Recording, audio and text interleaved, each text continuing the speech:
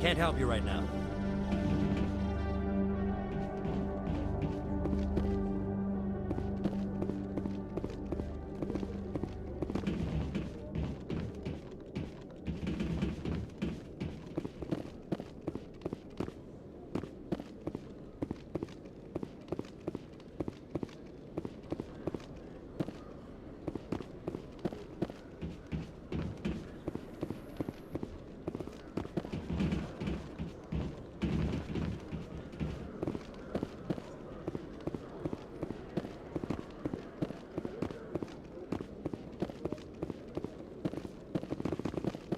One sec, looking you up.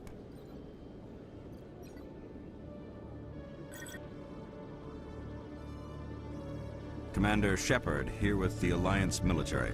First time on the Citadel, that about right? How did you know all that? I'm the CSEC requisitions officer. I need to make sure our buyers are authorized. So, will you be purchasing anything today, Commander Shepard? Show me what you got. Sounds good. Just let me set you up. Oh, this must be a mistake. System's telling me to offer you our select stock. Spectre? Well, I'd heard about that, but I didn't realize it was you. Sorry, Commander. Just show me what you got. I'll open the rare stocks for you, Commander. Enjoy.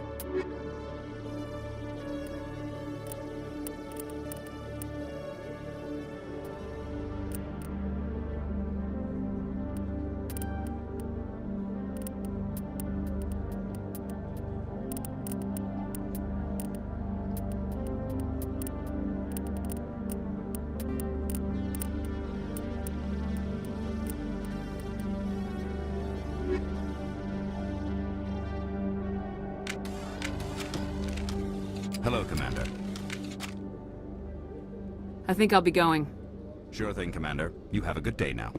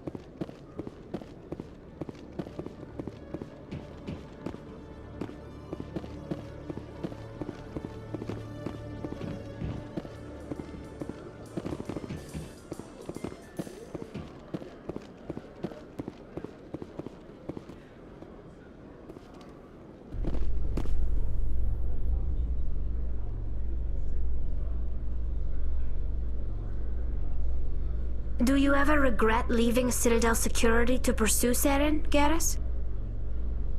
Fighting a rogue Spectre with countless lives at stake and no regulations to get in the way? I'd say that beats CSEC.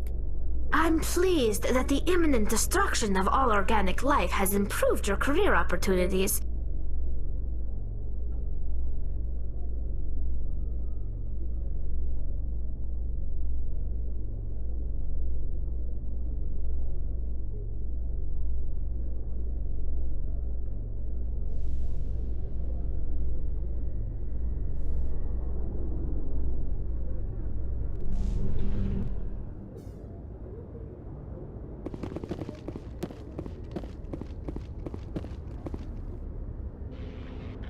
I've got big news for you, Shepard. Captain Anderson is stepping down as commanding officer of the Normandy. The ship is yours now. She's quick and quiet, and you know the crew. Perfect ship for a Spectre. Treat her well, Commander. I want the truth. Why are you stepping down, sir? You needed your own ship. A Spectre can't answer to anyone but the Council. And it's time for me to step down. Come clean with me, Captain. You owe me that much. I was in your shoes 20 years ago, Shepard. They were considering me for the Spectres. What happened? I failed. I couldn't make the cut. It's not something I'm proud of. Ask me later and I'll tell you the whole story. For now, all you need to know is, I was sent on a mission with Saren, and he made sure the Council rejected me. I had my shot. It came and went. Now you have a chance to make up for my mistakes. I won't let you down, sir. Saren's gone. Don't even try to find him. But we know what he's after. The conduit. He's got his Geth scouring the Traverse looking for clues. We had reports of Geth in the Pharos system shortly before our colony there dropped out of contact, and there have been sightings around Noveria. Find out what Saren was after on Pharos and Noveria. Maybe you can figure out where the conduit is before he does. The Reapers are the real threat. I'm with the Council on this one, Shepard. I'm not sure they even exist. But if they do exist, the conduit's the key to bringing them back. Stop Saren from getting the conduit, and we stop the Reapers from returning.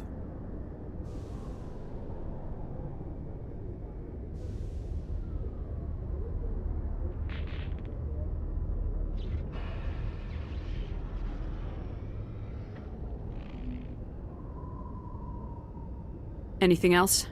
We have one more lead. Matriarch Benezia, the other voice in that recording. She has a daughter, a scientist who specializes in the Protheans. We don't know if she's involved, but it might be a good idea to try and find her. See what she knows. Her name's Liara, Dr. Liara Tassoni. We have reports she was exploring an archaeological dig on one of the uncharted worlds in the Artemis Tau cluster.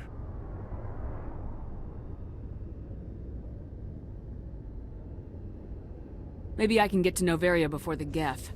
It's your decision, Commander. You're a Spectre now. You don't answer to us.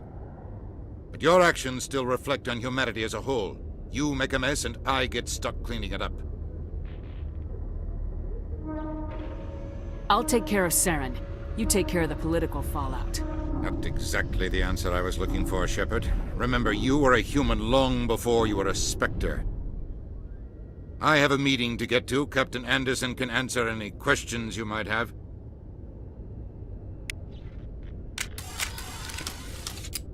Yes, Commander? How are you holding up? Honestly, this isn't how I pictured my career coming to an end. Pushing papers really isn't my thing, but you're the one who can stop Saren. I believe in you, Shepard. If that means I have to step aside, so be it. Tell me what happened with you and Saren 20 years ago. It's close to 20 years ago now. Ambassador Goyle was our representative here on the Citadel. Like Udina, she wanted to get a human into the Spectres. She chose me. The Council sent Saren to keep an eye on me and evaluate my performance, just like they sent Nihilus to keep tabs on you. I think I deserve the whole story. We had intel on a rogue scientist being funded by Batarian interests. He was trying to set up a facility to develop illegal AI technology out in the Verge. Alliance intel had done all the work, but the Council wanted a Spectre involved. We compromised. I was assigned to help Saren in his investigation. We tracked the scientist to a refining facility on Kamala. He was hidden away somewhere inside, protected by an army of Batarian mercenaries. The plan was simple. Sneak into the plant, capture the scientist, sneak back out. Quick, quiet, and a minimum of bloodshed. I'm guessing things didn't go as planned? Saren and I split up to cover more ground. Then about halfway through the mission, there was a massive explosion in the refinery core. Officially, it was ruled an accident, but I think Saren detonated it on purpose to draw off the enemy guards. How many casualties? The explosion tore the refinery to shreds. The whole place was on fire. Black chemical clouds poured out into the atmosphere. Nobody inside survived. There was a camp for the workers and their families nearby. Between the fires and the toxic fumes, the final death count was over 500. Mostly civilians. Saren didn't care. The target was eliminated, mission accomplished, and I ended up taking the blame. That ended all talk of me joining the Spectres. Saren caused the explosion. How'd he pin it on you? In his report, Saren accused me of blowing his cover. He said it was my fault the guards were ready for us. He claimed that's why it turned into a massacre. Saren's report was all the proof the Council needed to kill my chances of becoming a Spectre. Don't blame yourself, Captain. I don't. I blame Saren. I think he wanted things to go bad.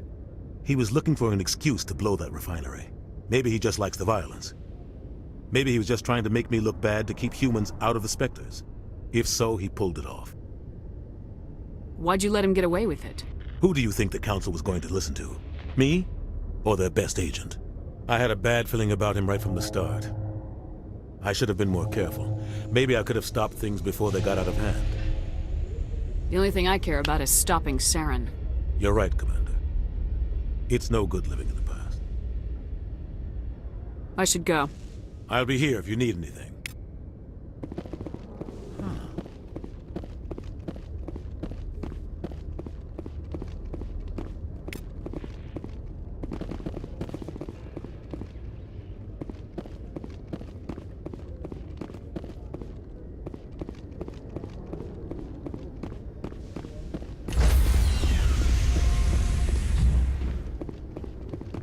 Stand by, shore party.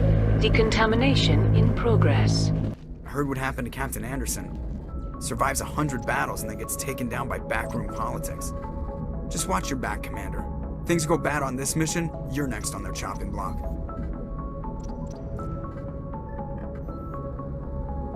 Saren's out there somewhere, and we're gonna find him. Everyone on this ship's behind you, Commander. 100%. Intercom's open. If you got anything you want to say to the crew, now's the time.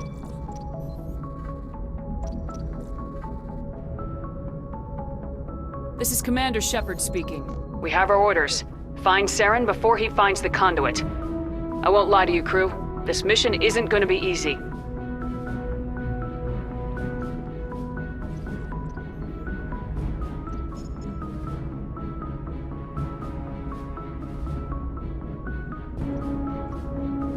Our enemy knows we're coming. Wherever he searches for the conduit, we'll be there.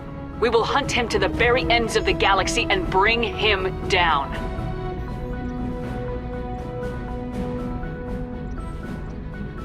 Humanity needs to do this. Not just for our own sake, but for the sake of every other species in Citadel space.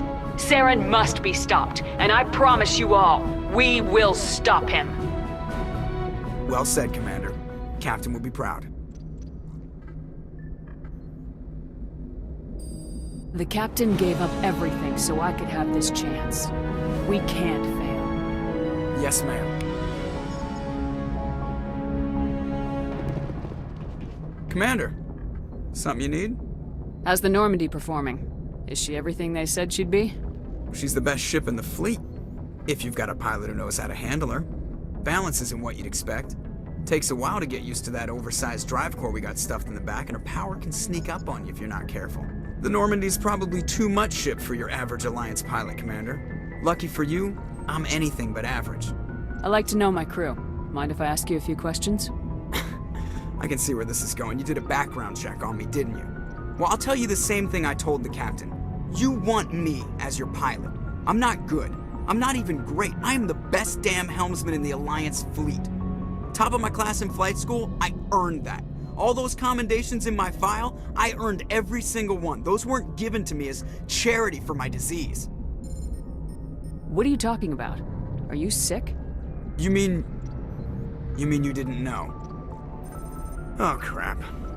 Okay, I've got Vrolik syndrome, brittle bone disease. The bones in my legs never develop properly. They're basically hollow, too much force and they'll shatter.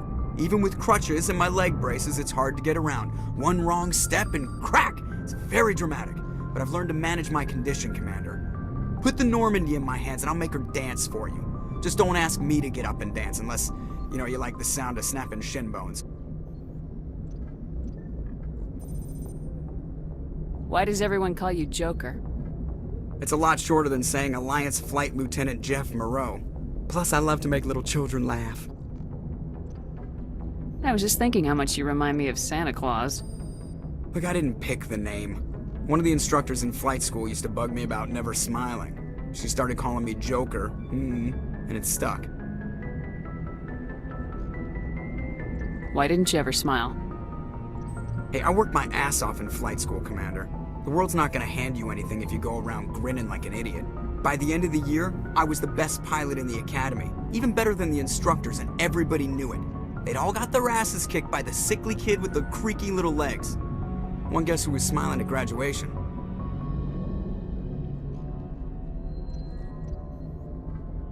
How'd you end up joining the Alliance? Look, if you're looking for an inspirational tale of the crippled kid overcoming impossible odds, you're gonna be disappointed. My mother was a civilian contractor working for the Alliance. I basically grew up on the Arcturus station back when they were building up the fleets. Spend all that time around Alliance ships, there's a good chance you'll end up going to the Academy. I have to go. Alright, see ya.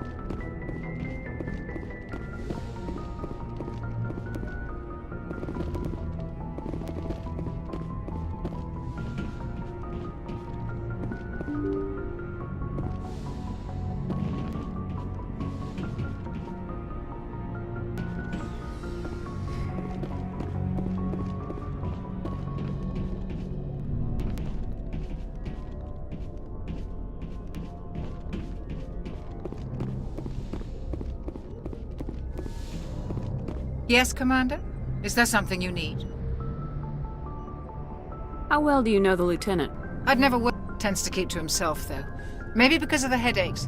I should go. Goodbye, Commander.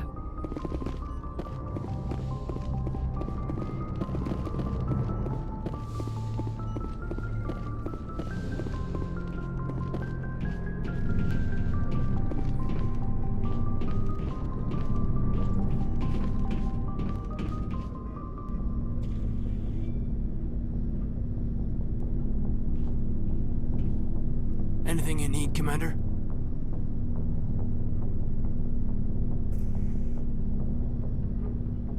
What's your opinion on the last mission? I don't see how we could have done things any better. At least not without getting to Eden Prime sooner. And we were on the scene faster than any other Alliance ship could have been. What's your opinion on the last mission? I don't see... And we were on the scene faster than any other Alliance ship could have been. Just trying to get a sense of where the crew's at. Thoughts? I've wasted enough of your time for now, Commander. We'll have time for personal debriefings later. Commander?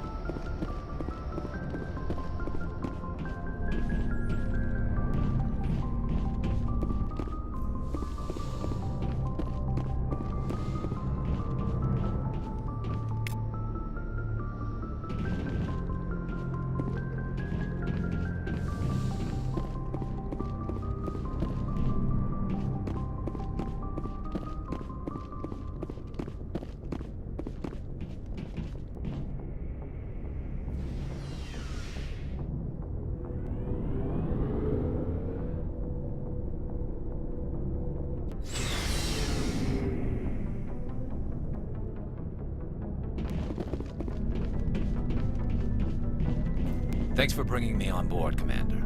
I knew working with the Spectre would be better than life at CSEC. Have you worked with the Spectre before? Well, no, but I know what they're like. Spectres make their own rules. You're free to handle things your way. At CSEC, you're buried by rules. The damn bureaucrats are always on your back. For the most part, the rules are there for a reason. Maybe. But sometimes it feels like the rules are only there to stop me from doing my work. If I'm trying to take down a suspect, it shouldn't matter how I do it, as long as I do it. But CSEC wants it done their way. Protocol and procedure come first. That's why I left. So you just quit because you didn't like the way they do things? There's more to it than that. It didn't start out bad, but as I rose in ranks, I got saddled with more and more red tape. CSEC's handling of Saren was typical. I just couldn't take it anymore. I hate leaving. I hope you made the right choice.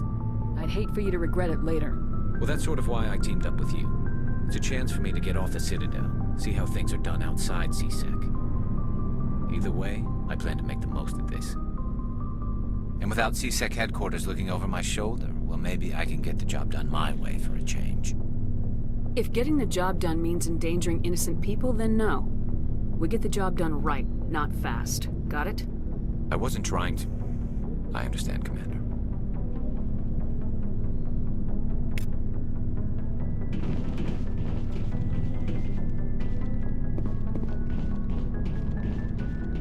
Nice ship you've got, Shepard. What can I do for you? What's your story, Rex? There's no story. Go ask the Quarian if you want stories. You Krogans live for centuries. Don't tell me you haven't had a few interesting adventures. Well, there was this one time the Turians almost wiped out our entire race. That was fun. I heard about that. You know, they almost did the same to us. It's not the same. It seems pretty much the same to me. So your people were infected with a genetic mutation?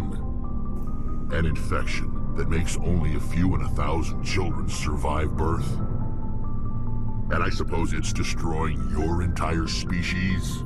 I suppose it isn't all the same. I don't expect you to understand, but don't compare humanity's fate with the Krogan. Sorry, Rex. I wasn't trying to get you upset. Your ignorance doesn't upset me, Shepard. As for the Krogan, I gave up on them long ago. The genophage infected us, but it's not what's killing us.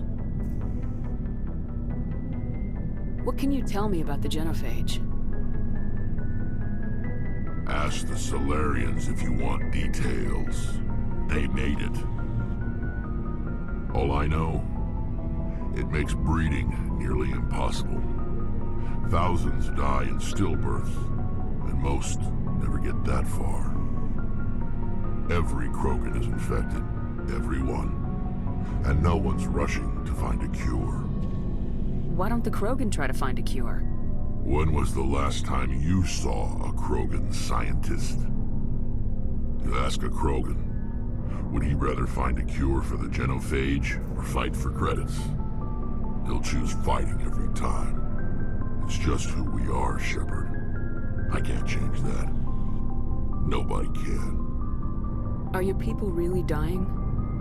We're sure not getting any stronger. We're too spread out.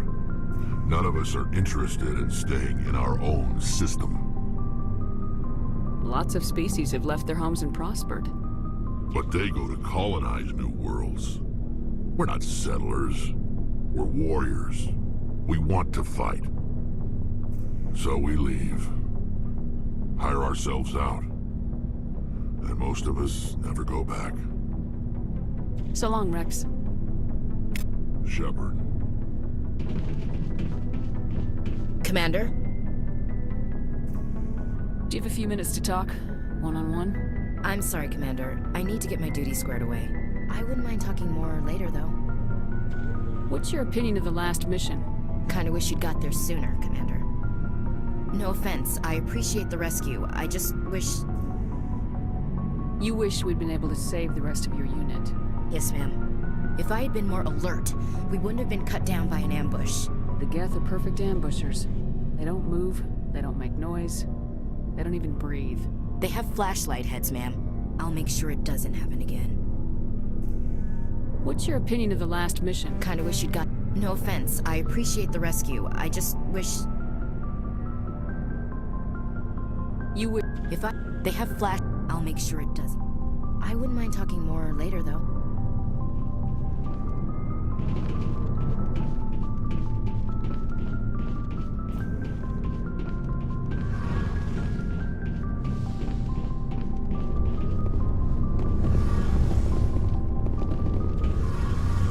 Hey, Commander, you know that Quarian, Tally? She's been spending all her time down here asking me about our engines. I'll tell her to leave you alone. What? No, she's amazing. I wish my guys were half as smart as she is. Give her a month on board. She's got a real knack for technology, that one. I can see why you wanted her to come along. I figured she'd be a real asset to the team. You got an eye for talent, Commander, but I'm guessing that's not why you came down here. Fill me in on the IES stealth You can't system. hide a ship out in space. They emit too much heat and radiation, too easy for sensors to pick them up. So our stealth systems trap the energy we give off in storage sinks built into the ship itself. No emissions to give away. Eventually the sinks have to be vented. More than a few hours silent running and they overheat. Cook us inside our own hull. There's no way for anyone A to visual detect scan can still pick us up. Anyone looking out a window can see us plain as day. But you have to be pretty close to get an actual visual. Most vessels rely on scanners. As long as the stealth systems are engaged, they can't see us. Not unless we accelerate to FTL speeds. Why doesn't it work with faster-than-light travel? Cranking up to FTL blue shifts our emissions, pushes them into frequencies too high to capture in the sinks. As soon as we make the jump, it's like setting off a flare. Sensors can pick up our location whenever we enter or exit FTL flight, but for short-range missions, our stealth systems are amazing, and we've got the only one. Where else have you served, Adams? If you name a class of Alliance ship, I've probably served on it. Everything from dreadnoughts and carriers. My last assignment was on the Tokyo, only a cruiser, but she was a good ship. Couldn't hold a candle to the Normandy, though. I want to know more about the Normandy. She's the best ship I've ever served on, probably the fastest vessel ever designed. And she's the only one using the new Tantalus drive core. What's so special about the Tantalus drive core? Proportionally, it's about twice the size of any other vessel. Not only are we faster, we can run at FTL speeds longer before we have to discharge the core. Carry on, Adams. Aye, aye, Commander. Your ship's amazing, Shepard. I've never seen a drive core like this before. I'm starting to understand why you humans have been so successful. I had no idea Alliance vessels were so advanced. The Normandy's a prototype, cutting-edge technology. A month ago, I was patching a makeshift fuel line into a converted tug ship in the flotilla. I have to thank you again for bringing me along. Traveling on a vessel like this is a dream come true for me. I had no idea you found ship technology so interesting. It comes with being a Quarian. The migrant fleet is the key to the survival of my people. Ships are our most valuable, but we don't have anything like this. We make do with cast-offs and second-hand. Some of the fleet's larger vessels date all the way back to our original flight from the Geth. I can't believe your fleet's still using ships that are 3 centuries old. They're constantly being repaired, modified, and refitted. They aren't pretty, but they work. Mostly. We've tried to make ourselves as independent as possible on them, but some things we just can't make on our own. A patch to maintain the hull integrity requires raw materials we just don't have. That's why our pilgrimages are so important. Tell me about your people. Our lives aren't easy. Resources are scarce, and we are constantly on the move. Everything we do must in some way contribute to the continuation of the migrant fleet. There are 17 million Quarians in the flotilla, and each of us relies on the others for survival. The bonds among my people are strong. Unfortunately, we have had to surrender many of the freedoms and civil liberties other species take for granted. What kind of freedoms? Well, it's illegal for parents to have more than one child. If our population grows too much, it would strain our resources to their breaking point. Of course, we also can't allow our numbers to become too few. If our population is in decline, the rule against single births is temporarily repealed. In extreme cases of population decline, incentives are even offered to encourage multiple births, though the Conclave hasn't had to take such measures. That's your government. The Conclave is our civilian branch of government. On matters that affect an individual ship, however, the captain has the final say. Fortunately, most captains nowadays are smart enough to have an elected council from their crew to give them advice and guidance. So the ultimate power rests with elected officials? In practice, the Conclave and the respective council for each ship tend to set the rules that govern our daily lives. But in theory, we are still under military. The 5 top-ranking military officials in the fleet serve on the Admiralty. To do so requires unanimous agreement among the Admiralty. It's a safeguard that served us well. In nearly 3 centuries, the Admiralty Board has only overruled the Conclave 4 times. I want to know more about the Geth. I doubt I can tell you anything you don't already know. It's been all I know is the story of their origins. What they were when we created them, and how they turned on us. Interesting. The Geth were originally created to serve as an automated manual labor. Over time, we made small modifications to their programming to allow them to perform more varied and complex tasks. How come the Council didn't step in and stop you? This wasn't true AI research. We may have been skirting the bounds of the law. The changes were so insignificant, so gradual, that we were able to control them. But one thing we underestimated was the power of the neural network. 1 million Geth thinking simultaneously created... So the Geth share brainpower? Many of the Geth's logic systems were designed to work in concert with other nearby Geth. Basically, the more of them you have in the So there's some sort of group consciousness? No, nothing like that. They cannot share sensory data or information. Their programming cannot... Each Geth maintains an individual awareness and identity. The neural network only operates... But when they're in close proximity, they can coordinate low-level functional processes, freeing up more capacity. That doesn't make any sense. I'm probably oversimplifying. The Geth are incredibly advanced and complex. As we built more and more, one day, a Geth began to ask its Quarian overseer. As you can imagine, this caused a near panic among my people. I don't see what's so bad about those questions. The Geth were created to engage in mundane, repetitive, or dangerous manual labor. The Geth were showing signs of rudimentary self-awareness and independent thought. If the Geth were intelligent, then we were essential. It was inevitable the newly sentient Geth would rebel against their situation. We knew they would rise up against us. A general order went out across all Quarian-controlled systems to permanently deactivate all Geth. The Geth responded. You're the ones who started the war. The Geth were just fighting for their... We had no other choice. The Geth were already on the verge of revolution. By acting quickly, the hope was that most of the Geth would still be little more than machines, incapable of organized resistance. The war was long and bloody. Millions upon millions of Quarians died at their hands. We feared the Geth would pursue us, but they never came beyond the Veil. Now we drift through space, exile searching for a way to reclaim what was once ours. It's hard to feel sorry for you. Your ancestors tried to wipe We made a mistake when we created the Geth in the first... If we had not acted, they would have wiped us out. They're a synthetic life form. Why do you think they cut themselves off from the rest of the galaxy? Why do you think they've killed every organic being who's ever tried to contact them? I didn't mean to offend you. I'm sorry. I didn't mean to get so worked up. Most Quarians tend to have pretty strong opinions about the Geth. I want to know more about the pilgrimage. When my people reach maturity, we leave our birth ships and seek acceptance with a new crew. It's necessary to maintain genetic diversity, but no ship wants to accept someone who will be a burden on them. So, to prove our worth, we set out alone, leaving the flotilla and our families behind. This is presented as a gift to the captain of the respective ship we wish to join. If the gift is accepted, we are welcomed into the crew. Can a captain choose to reject the gift? That doesn't happen often. Most captains are eager to increase the size of their crew.